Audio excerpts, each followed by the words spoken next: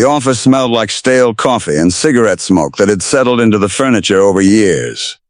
John sat across from the desk, his guitar case leaning against his knee, his fingers drumming a rhythm against his thigh that no one else could hear.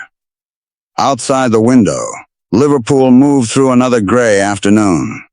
Inside, Brian Epstein looked at the stack of papers in front of him and didn't touch them. The silence stretched. John had been in rooms like this before. Small offices where men in clean shirts decided things about people who still had dust on their shoes. He'd learned to wait, learned to let the silence hang there until someone else broke it. But this one felt different. Heavier. Brian finally looked up.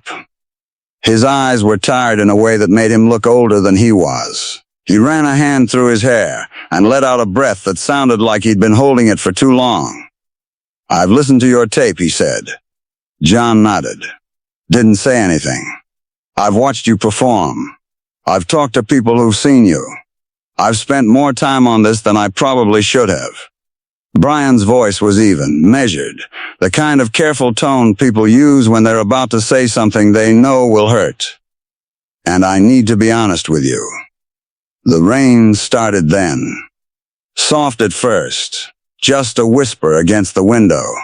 John watched a drop trace its way down the glass and thought about how many times he'd sat in rooms like this, waiting for men like this to tell him things he already knew they were going to say. "You're talented," Brian continued. "I won't take that away from you. You can play. You can write. You have something, I'll give you that." The pause that followed was deliberate. John recognized it. The pause before the word that erases everything that came before it. But this industry isn't about talent alone. It's about timing. It's about image. It's about what people want to buy, what they want to put on their walls, what they want their daughters listening to. Brian leaned back in his chair. "And you don't have that. You're too rough, too angry, too..." He searched for the word. "Too real." John's jaw tightened, but he didn't interrupt. The bands that are making it right now, they're clean cut. They smile. They know how to play the game. They don't walk into meetings looking like they just crawled out of a basement. Brian's eyes moved to John's scuffed boots, his leather jacket, the cigarette burn on his sleeve. "You want to know what I really think?" John met his gaze. "Yeah. I think you're going to spend the next 10 years playing pubs and small clubs, wondering why it didn't happen for you. I think you're going to watch other people with less talent than you, make it big while you're still hauling equipment up narrow staircases for 20 people who barely know you're there." Brian's voice didn't rise. It stayed calm, almost kind, which made it worse. "You'll never be famous, John, not the way you are now. And probably not ever, because the thing that makes you different is the same thing that will keep you from breaking through." The words sat there between them like a physical thing. Brian stood up, walked to the window. His reflection ghosted against the rain-streaked glass. "I'm not saying this to be cruel. I'm saying it because I've been doing this long enough to know. I've seen hundreds of kids like you come through, all of them believing they're different. All of them certain that somehow the world will recognize what they have." He turned back. "The wall doesn't work that way." John's fingers had stopped drumming. His hands were still now, resting on his knees. He was staring at a spot on the wall just past Brian's shoulder, his face unreadable. "I could try to sell you," Brian said, quieter now. "I could take your money, tell you I'm working on it, string you along for 6 months or a year. That's what some people would do. But I respect you enough to tell you the truth." He walked back to his desk, picked up the tape, held it for a moment, then set it down again. "You're not going to make it. Not in this business. Not the way it is now." The rain was harder now, drumming against the window in rhythms that had no pattern. John stood up slowly, reached for his guitar case. His movements were careful, controlled, like he was trying not to break something fragile inside himself. Brian watched him. There was something in his face, Not quite pity, not quite regret, more like exhaustion. Like he'd had this conversation too many times and it had worn something down in him. For what it's worth, Brian said as John reached the door, "I hope I'm wrong." John stopped, his hand on the doorknob. He looked back at Brian, and for just a second, something flickered in his eyes. Not anger, not hurt, something harder to name. "Yeah," he said, "me too." The door closed with a soft click that felt louder than it should have. Brian stood there for a long time after John left, staring at the tape on his desk. He picked it up finally, turned it over in his hands. The label was handwritten, smudged in one corner. He could still hear the songs in his head, could still see John on that small stage 3 nights ago, pouring everything into a room that barely cared. But caring wasn't enough. Talent wasn't enough. He'd learned that lesson too many times to count. He put the tape in his drawer, beneath files and contracts and all the other debris of decisions he'd made. Then he turned back to his work, to the artists who did fit, who did make sense, who could be molded into what the market wanted. Outside, June walked through the rain without rushing. His guitar case knocked against his leg with each step. People passed him on the street, hurrying to get out of the weather, heads down, not seeing him. He could have been anyone. Was anyone. He thought about Brian's words, thought about the certainty in his voice, the tired kindness that made rejection feel like wisdom. He thought about all the other rooms, all the other men, all the other versions of the same conversation he'd had or would have. And then he stopped thinking about it, because there was a rehearsal in 3 hours. There were songs that needed work. There were 3 other people depending on him to show up, to keep going, to believe in something that every reasonable person seemed certain would never happen. The weeks that followed were the same as the weeks before. Small venues, smaller crowds, equipment that broke down, gigs that paid barely enough to cover petrol. The other band members never asked about the meeting with Brian Epstein. They could see the answer in John's face the day he came back. But something shifted anyway. Something small and hard to name. June wrote differently, played differently, like he was trying to prove something to someone who wasn't there, or maybe to himself, or maybe to no one at all. The songs got sharper, more honest, more dangerous. The kind of honest that made people uncomfortable, that made them lean in closer because they recognized something in it they'd felt but never heard put into words. 3 months passed, then 4, then 5.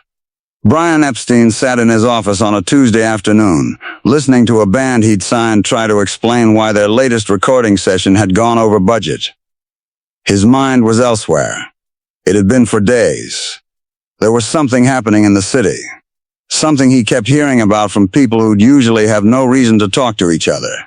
A name that kept coming up. He'd ignored it at first. Then he'd noticed it in conversation 3 times in 1 week. Then someone mentioned it directly to him, asked if he'd heard, said they were something different, something real. By the 6th month, Brian couldn't ignore it anymore. He went to see them on a Thursday night. The venue was packed in a way that made fire codes irrelevant.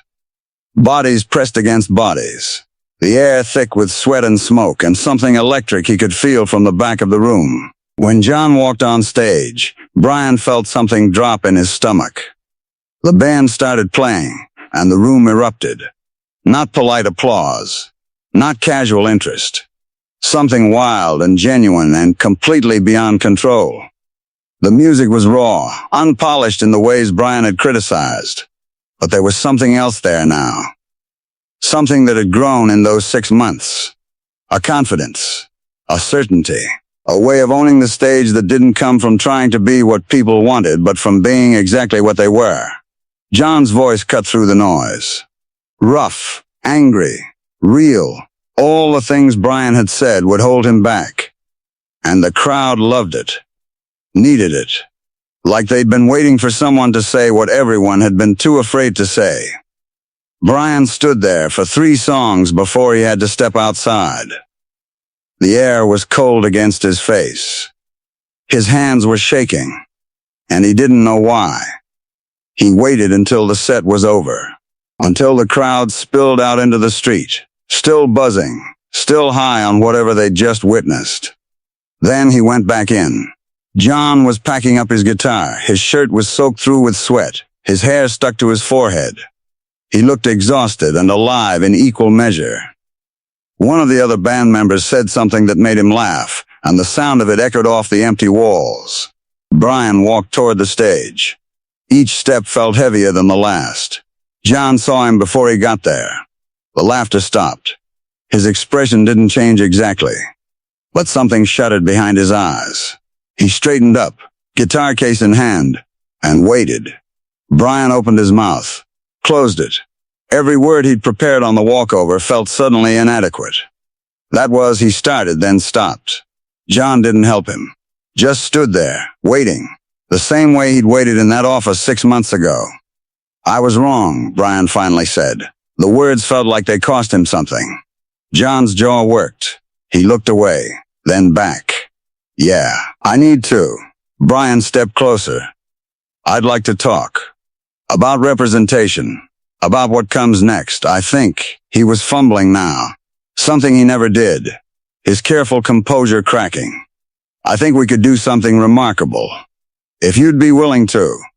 "No." The word was quiet but absolute. Brian stopped. "I understand I'd have to earn back your trust. I understand you have every reason to." "I don't think you do understand," John said. His voice was calm, no anger in it, which somehow made it harder to hear. 6 months ago you told me I'd never make it. You were certain. You'd seen it all before, right? You knew how it worked." Brian nodded slowly. "I did say that. And you were wrong.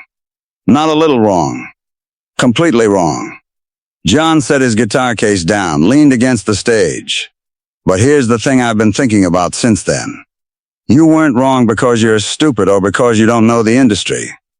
You were wrong because you were looking for something that fit. Something safe. Something that made sense based on what had worked before." He met Brian's eyes. "We don't fit. We never will. And I spent 6 months trying to figure out if that meant we'd fail, or if it meant something else entirely." He gestured toward the empty room that had been packed with people 20 minutes ago. "Turns out it meant something else." Brian's throat felt tight. "I know that now." "Do you?" John's head tilted slightly. "Or do you see something you can sell now that it's already selling itself?" The question hung there. Brian wanted to say the right thing. Wanted to have an answer that would convince John he understood, that he'd changed, that he saw what he'd failed to see before. But standing there, looking at this young man who'd proven him wrong in every possible way, he realized he didn't have those words. Because John was right. 6 months ago, Brian had seen risk. Had seen something that didn't fit the mold, that would take work, that might fail. And he'd chosen safety. Had chosen certainty. Had chosen the comfort of his own expertise over the uncertainty of belief. "I don't know," Brian said finally. "Honestly. I don't know if I'm here because I finally understand what you're doing, or because I can't afford to miss out on it now that it's happening anyway." John's expression shifted, not to anger, something closer to recognition. "At least that's honest," he said. They stood there in the empty venue, the stage lights still on, throwing long shadows across the floor. Outside, the city moved on, unaware that anything significant was happening in this moment. Unaware that pride and humility and recognition and regret were all colliding in the space between two people who'd gotten each other completely wrong 6 months ago. "I can't promise you anything," John said finally. "I can't promise we won't walk away from a deal that makes perfect business sense, because it feels wrong. I can't promise we'll do things the way you think they should be done." Brian nodded. "I wouldn't expect you to. And I can't promise I'll ever completely trust your judgment again. Because I'll always know that you looked at what we were doing and saw failure. That when it mattered, you chose not to believe." The words landed like stones. Brian felt them settle. felt the weight of his own certainty from 6 months ago pressing down on him. He could make excuses, could explain all the rational reasons he'd said what he'd said, could point to industry standards and market research and years of experience that had taught him to be cautious. But none of that changed what had happened. None of that changed the fact that he'd looked at something remarkable and seen only risk. "I understand," he said quietly. John studied him for a long moment. Then he picked up his guitar case, slung it over his shoulder. "I need to think about it. Talk to the others. We've gotten this far on our own, and there's something to be said for that.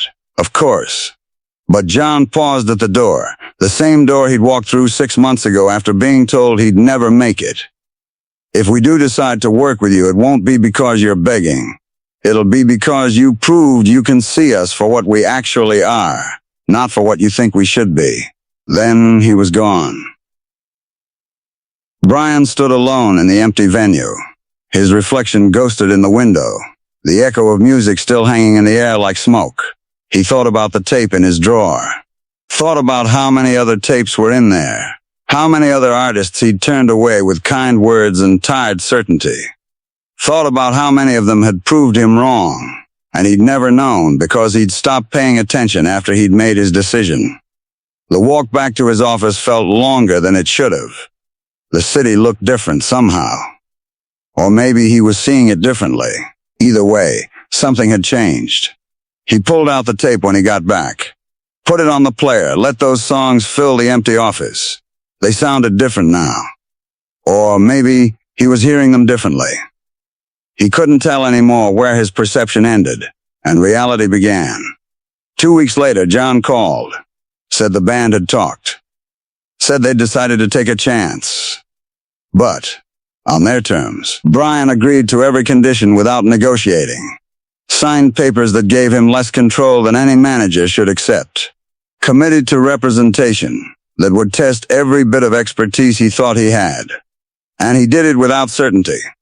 Without the comfortable knowledge that he was right, that he knew best, that his experience meant he could predict how things would unfold. He did it with humility, with the understanding that he'd been wrong about something fundamental, and that being wrong had taught him more than being right ever had. The months that followed were different from anything Brian had managed before.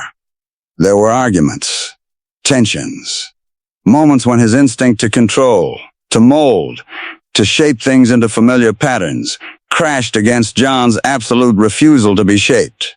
But there was also something else, something unexpected. Brian learned to listen differently, to look for what made something dangerous and alive rather than what made it safe and sellable. He learned that his certainty, the thing he'd always thought was his greatest asset, had been his limitation. And John learned that being right, proving someone wrong, vindicating yourself against doubt, was hollow if you couldn't recognize when someone had genuinely changed, when their begging wasn't manipulation, but acknowledgement, when their humility was real. They didn't become friends. Didn't develop some heartwarming partnership where past hurt melted away into mutual understanding. The scar of that rejection remained. The memory of being told you'll never make it, being looked at and found wanting by someone who was supposed to see potential. That doesn't disappear. But they found something else, a working relationship built on honest recognition. Brian saw John clearly now, saw all of them clearly, and knew that his job wasn't to change them, but to amplify what they already were. And John saw Brian's humility, his willingness to admit wrongness, his capacity to evolve, and decided that was worth more than perfect judgment had been in the first place. The rain fell on Liverpool the same as it always had. Gray afternoons turned to darker evenings. People rushed past each other on streets that had seen 1,000 stories like this and would see 1,000 more. The city didn't care who made it or who didn't, who was right or who was wrong, who begged or who walked away. But in small rooms and empty venues and offices that smelled like old coffee, people made decisions that changed trajectories. Sometimes they got it right. More often they got it wrong.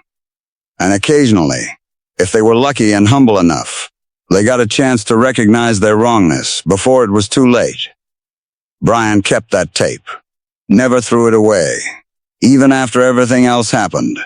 Even after the band became bigger than anyone had imagined. Even after his initial assessment became a story that would be told and retold. He kept it as a reminder that certainty is dangerous. That expertise without humility is blindness. That the thing you're most sure about is probably the thing you need to question most carefully. And John never forgot that meeting. Never let success erase the memory of being told he'd never make it by someone who should have known better. He carried it with him, not as bitterness, but as proof that other people's limitations don't define your possibilities. That their certainty about your failure is just that. Theirs. The story doesn't end with triumph. Doesn't end with Brian redeemed or John vindicated. It ends with both of them carrying forward. Changed by what they'd learned from each other. Humbled by how wrong they'd been about what mattered. Sometimes the most important moments aren't the ones where you're proven right. They're the ones where you're proven wrong. And you have the grace to admit it. Where you stand in an empty venue, watching someone walk away with their guitar case, and realize that your judgment, your expertise, your years of knowing how things work, all of it was just another form of blindness. And sometimes strength isn't about holding firm to what you believe. It's about releasing it. About letting someone beg, not because it vindicates you, but because it shows that people can change, can grow, can recognize their own failures and try to do better. The rain kept falling. The city kept moving. And two people who'd gotten each other wrong found a way forward that neither of them had imagined possible. That's not a happy ending. It's just an honest one.